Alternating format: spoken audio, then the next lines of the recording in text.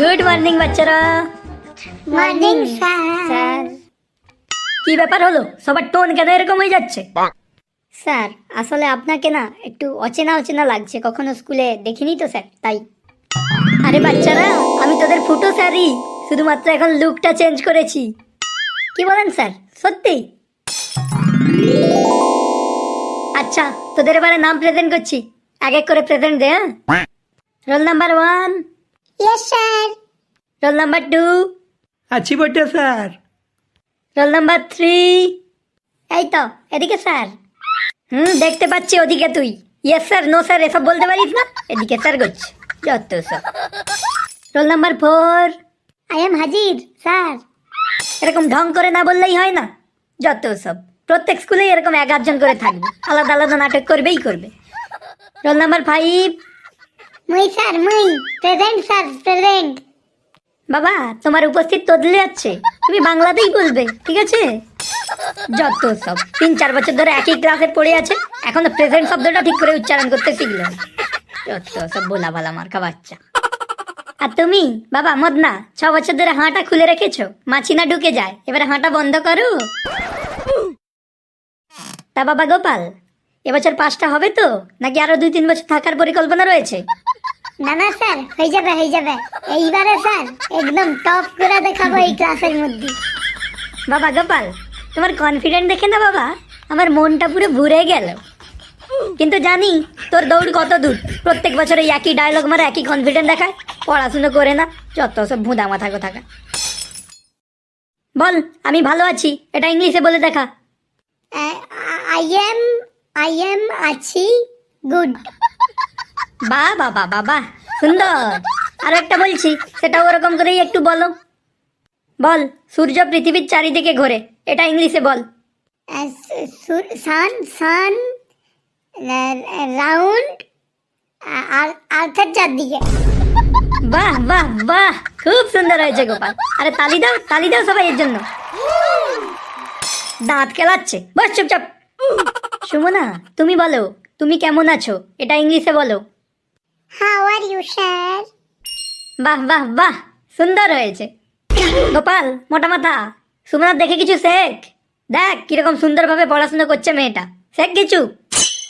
হ্যাঁ স্যার, ওর দিকে তো বেশি করে দেখতে যা আর শিখতে যা, মোরা যে এই অবস্থা। কি কি কি লোকের মেয়ের দিকে দেখা? হ্যাঁ স্যার আপনি তো এক্ষুনি কইলেন দেখতে ওর দিকে আর শিখতে। হ্যাঁ হ্যাঁ ঠিক আছে, বেশি নাটক করতে হবে না। আচ্ছা বাবা পিগলু, বলো তো আই এম উইথ ইউ এটার বাংলা কি হবে? স্যার এটার বাংলা হবে বটে আমি তোমার সঙ্গে আছি। বাহ ভেরি গুড। এবার মদনা তুই বল তো আই এম নট গুড এটার বাংলা কি?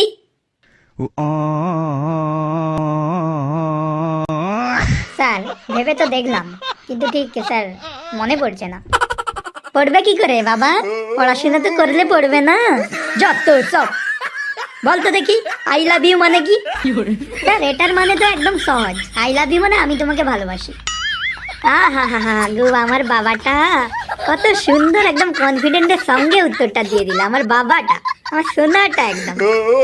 হ্যাঁ এইসবই একদম এক্সপার্ট, এইসব কথাগুলোই মনে থাকে, আর বাকি পড়ার কথাগুলো মনে থাকে না, সারাদিন শুধু মেয়ে বাজি নিয়ে পড়ে থাকে, যত সব ফালতু ছেলেকে টাকা।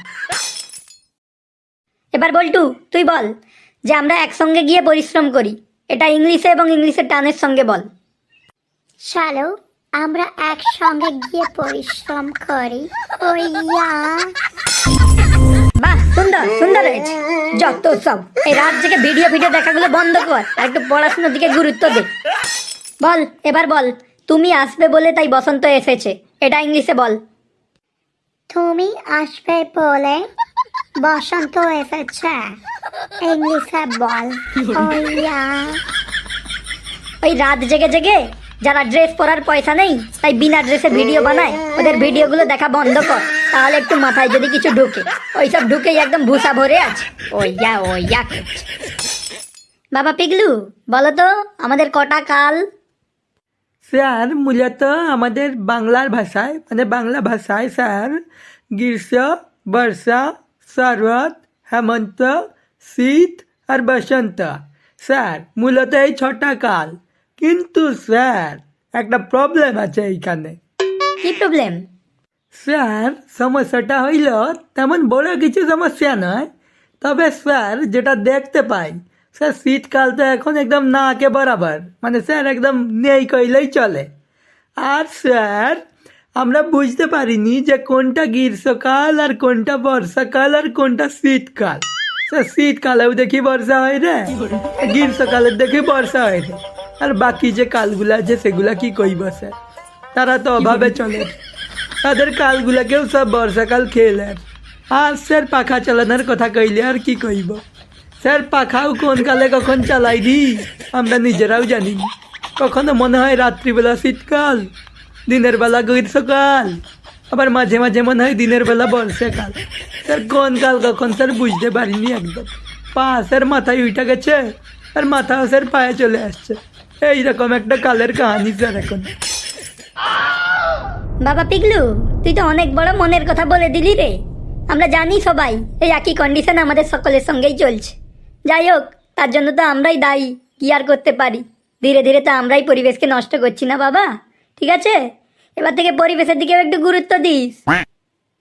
তা বল তো গোপাল, এখন কি কাল চলছে?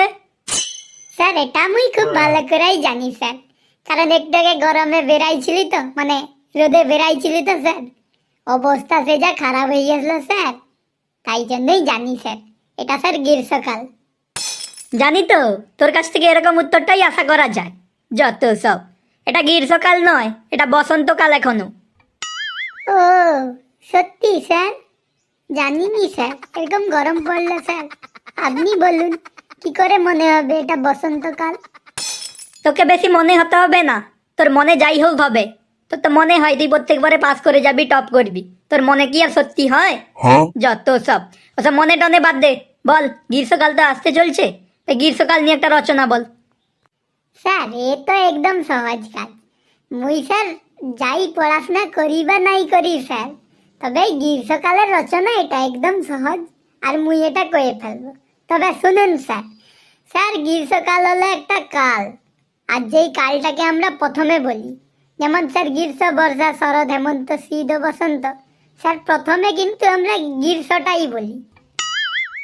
তো স্যার গ্রীষ্মকালে সূর্য উঠে, আর স্যার সূর্য একদম সে উত্তর দিক থেকে উঠে। উত্তর দিক থেকে সে স্যার ঘুরিয়া ঘুরিয়া ঘুরিয়া ঘুরিয়া ঘুরিয়া ঘুরিয়া একদম অনেক দূর থেকে স্যার ঘুরিয়া ঘুরিয়া পশ্চিম দিকে যা ডুববে। তোকে বেশি ঘুরে ঘুরে ঘোরাতে হবে না, চুপচাপ রচনাটা বল। স্যার চুপচাপ তো আবার কিরকম কইব? বেশি নাটক করতে হবে না, রচনা বলতে থাক, নয়তো কেলি একদম বাটাম করে দেবো।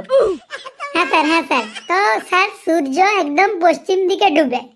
স্যার এই যে সকাল থেকে এত দেরি পর্যন্ত সূর্য থাকে, স্যার এর মধ্যে স্যার সকালের একটু পর থেকেই স্যার সূর্য মামার সঙ্গে দাদুর হচ্ছে ঝগড়া হয়ে যায়। আর স্যার ওই তরেই এনে হচ্ছে রেগা।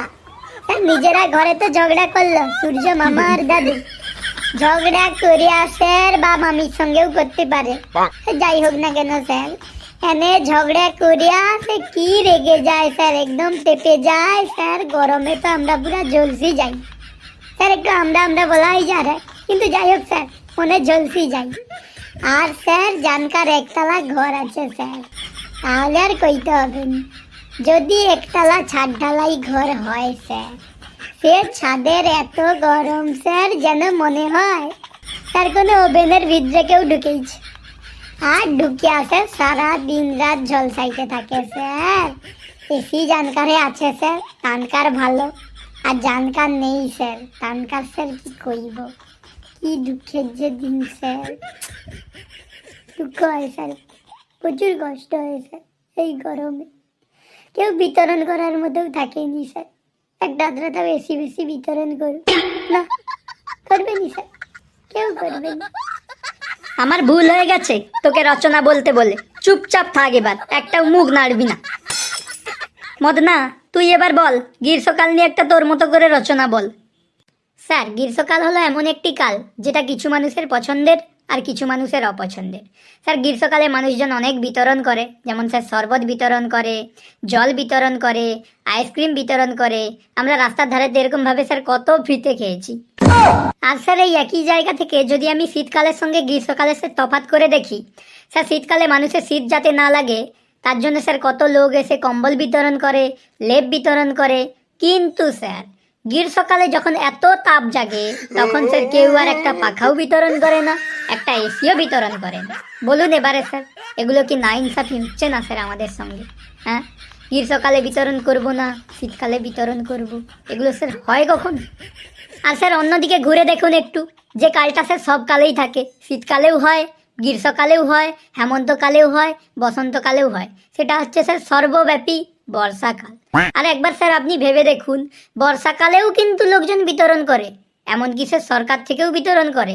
যাদের ঘর নেই বা যাদের ঘর আছে কিন্তু পার্টির চামচা স্যার, তাদের বাড়িতে স্যার ত্রিপল বিতরণ হয়, অনেকের বাড়ি ভেঙে গেলে টাকা পায়, কত কিছু হয়। কিন্তু স্যার দেখুন তো, গ্রীষ্মকালটা এমনই একটা অভাগা কাল, কেউ স্যার কিচ্ছু বিতরণ করে না, শুধুমাত্র এই শরবত জল বাদ দিয়ে। থেমে যা বাবাতি, থেমে যা, আর বলিস না, তুই বললে না আমাদের কান্না ঝরে চলে আসে। এবার বল্টু তুই বল, গ্রীষ্মকাল নিয়ে একটা রচনা বল। স্যার গ্রীষ্মকাল একটা খুব ভালো কাল স্যার, এতে আমার তো খুব মজা আসে স্যার। রোদে রোদে খেলি, দুপুরবেলা করে আম গুঁড়োতে যাই স্যার, এগুলো একটা স্যার মজারই দিন। যদিও স্যার এগুলো এখন কমে গিয়েছে, কিন্তু স্যার ছোটবেলা থেকে এগুলো কিন্তু খুব ভালোই এনজয় করেছি স্যার। আর স্যার এই গ্রীষ্মকাল এলে আমরা যে আম গুঁড়োতে যেতাম না স্যার, মা বাবারা কি খেলাতো স্যার, অনেক মার খেয়েছি কিন্তু স্যার এইসব নিয়ে। আর এখনকার দিনে তো স্যার পুরো উল্টে গেছে, এখন তো সবাই ফোন নিয়েই বসে থাকে ঘরের ভেতরে। আর স্যার ফোন নিয়ে যে বসে থাকে না স্যার, ফোনে গেম খেলা যায়, আর এরকম একটা গেম আছে স্যার পাবজি। আর স্যার পাবজিতে খেললে যা মজা আছে না স্যার, আপনি ভাবতে পারবেন না। আপনিও যদি খেলেন না স্যার, আপনারও স্যার পাবজির নেশা লেগে যাবে একদম। আর স্যার এই পাবজির নেশা আমার একটা স্যার ভাইয়ের লেগে গিয়েছিল, আর ওই নেশা ছাড়ানোর জন্য স্যার তাকে পাবজি নেশা মুক্তি কেন্দ্রে নিয়ে গিয়েছিল। আর স্যার ওই পাবজি নেশা মুক্তি কেন্দ্রে নিয়ে যাওয়ার সময় স্যার রাস্তার ধারে একটা বাইকের সঙ্গে অ্যাক্সিডেন্ট হয়। আর যে স্যার ওই বাইক আছে স্যার, স্পোর্ট বাইক যেগুলো হয়, স্পোর্ট বাইক যে স্পিডে ছুটে না স্যার, মজাই এসে যায়। তো স্যার বাইকে অনেক কিছু রয়েছে, যেমন চাকা আছে দুটো, হ্যান্ডেল রয়েছে একটা, হর্ন রয়েছে একটা, ইঞ্জিন রয়েছে একটা। তো স্যার আমরা একটা বন্ধুর সঙ্গে একদিন আমি বাইক নিয়ে ঘুরতে গিয়েছিলাম স্যার, অনেক দূর গিয়েছিলাম স্যার, পুরো কলকাতার কাছ পর্যন্ত গিয়েছিলাম। তো স্যার কলকাতায় এত ভিড় কি বলবো স্যার, আসে স্পেশালি স্যার ভিক্টোরিয়া যে জায়গাটা স্যার, ওই ভিক্টোরিয়ার জায়গাটাতে খুব ভিড় হয়, আর ওখানে অনেক মানুষ যাতায়াত করে স্যার। আর সেখানে স্যার ভিক্টোরিয়াতে 30 টাকা টিকিট কেটে স্যার ভিতরে পুরো ঢুকছিলাম। আর ভিতরে গিয়ে দেখি স্যার সে কাপলগুলো কিরকম কিসব অশ্লীল কাণ্ড করছে। আর স্যার ওরকম অশ্লীল কাণ্ড দেখে আমরা ওখান থেকে বেরিয়ে চলে এলাম। আর স্যার বেরিয়ে চলে এসে কি বলবো, এসে দেখি বাইক নেই স্যার, বাইক চুরি হয়ে গেছে। আর স্যার ওরকম একজন ভাই আমার স্যার চোর ছিল, কেউ এরকম চুরি করতো স্যার, কি বলবো আপনাকে, চুরি করতে করতে এখন স্যার অনেক কিছু তো ঘরবাড়ি বানিয়েছে, কিন্তু স্যার চুরি করে একদিন তাকে লোকজন খুব মেরেছে ধরা পড়তে। আর ধরা পড়ে যাওয়ার পর কি বলবো স্যার, মাত্র খেয়েছে সঙ্গে সব কিছু ঘর বাড়ি সব কিছু তারা নিজের নামে লিখে নিচ্ছে। আর ওই পুলিশেও দিয়েছে তারপর, আর পুলিশে দেওয়ার পরে পুলিশ জেলে ধরে নিয়ে চলে গেছে। আর স্যার ওই যে পুলিশ ছিল না স্যার, ওরকম স্যার আমার একজন দাদা বউ কিন্তু স্যার পুলিশ ছিল। আর দাদা বউ পুলিশ থাকাকালীন স্যার অনেক জনকে মেরেছে, আর দাদা বউ স্যার মার খেয়েছে অনেক কাহিনী। স্যার একদিন তো নবান্নের কাছে আমার দাদা বউ ডিউটি করছিল, কলকাতা পুলিশ আছে না স্যার, নবান্নে ডিউটি করতে দাদা বউ তো নবান্নে ডিউটি করছে, কিন্তু স্যার মারপিট যখন হয় স্যার, জল পেটে ইত্যাদি করছিল, ওই সময় স্যার দাদা বউকে একজন ইটকাল দিয়ে মেরে দিয়েছিল। আর ওই যে স্যার ইটকাল আছে না, ওই ইটকালের স্যার কোম্পানি অর্থাৎ ব্রিক ফিল্ড স্যার, ইটভাটা স্যার, ওই ইটভাটার কোম্পানিগুলোতে স্যার আমার বাবা কাজ করে। আর ওই ইটভাটার কোম্পানিতে সে কি ধুলা কি রাবি স্যার, কি বলবো আর আপনাকে। তোর এই ভ্যাজ ভ্যাচানি থামাবি না আমি তোকে গিয়ে থামাবো? সারা পৃথিবীর সমস্ত মানুষ, সমস্ত জায়গা, সমস্ত ফিল্ড সব কিছু থেকে আমাকে ঘুরিয়ে নিয়ে আয়, তারপরে সে তো রচনা থামবে। যত সব বলেছি কিসের রচনা আর করছে কিসের রচনা। গ্রীষ্মকালের রচনা বলেছিলাম, মনে আছে?